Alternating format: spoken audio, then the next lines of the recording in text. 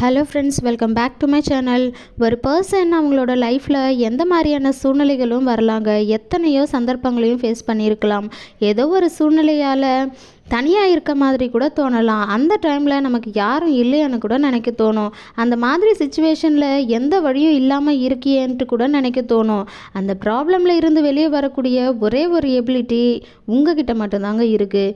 உங்கள் கோலுக்கு முன்னாடி 1000 கஷ்டங்கள் வரலாங்க, டிஸ்ட்ராக்ஷன் வரலாம், நிறைய ஃபெயிலியர்ஸை ஃபேஸ் பண்ண வேண்டியிருக்கும். பட் இந்த மாதிரியான சூழ்நிலைகளை கண்டு நம்ம என்றைக்குமே பின்வாங்கி போயிடக்கூடாதுங்க. அதுக்கு என்ன செய்யணும்னு மட்டும்தாங்க நம்ம யோசிக்கணும். உங்களாலையும் சாதிக்க முடியும். உங்களோட ட்ரீம்காக நீங்கள் எந்த எக்ஸ்ட்ரீம் வரைக்குமே போகலாம். ஒன்ஸ் நம்ம டிசைட் பண்ணிட்டோம் அப்படின்னா, என்னோட கோலை நான் அச்சீவ் பண்ணியே தீருவேன்ட்டு கான்ஃபிடெண்ட்டாக நிற்கணுங்க. கண்டிப்பாக நான் இந்த எக்ஸாமில் அதிக மார்க் ஸ்கோர் பண்ணி காட்டணும், இல்லை ஓன் பிஸ்னஸ் ஸ்டார்ட் பண்ணி காட்டணும், யாரையும் நம்ம டிபெண்ட் பண்ணி இருக்கக்கூடாது அப்படின்னு யோசித்தாலே நம்மளோட பாதி ப்ராப்ளம் சால்வ்டுங்க.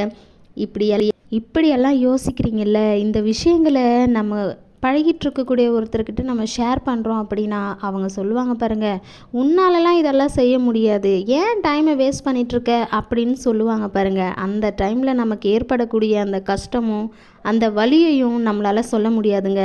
இந்த மாதிரி செய்கிறதால உனக்கு தான் டைம் வேஸ்ட் அப்படி இப்படின்னுட்டு நம்மளை டீமோட்டிவேட் பண்ணிகிட்டே இருப்பாங்க.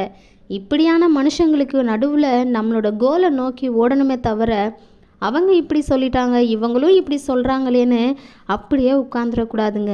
பிகாஸ் இது உங்கள் லைஃப், உங்களோட வாழ்க்கை. அந்த பர்சன் வாழ போகிறது கிடையாதுங்க. நீங்கள் தான் உங்களோட லைஃப்பை வாழ போகிறீங்க. So you can go with your choices, never mind about other words. Thank you for வாட்சிங்.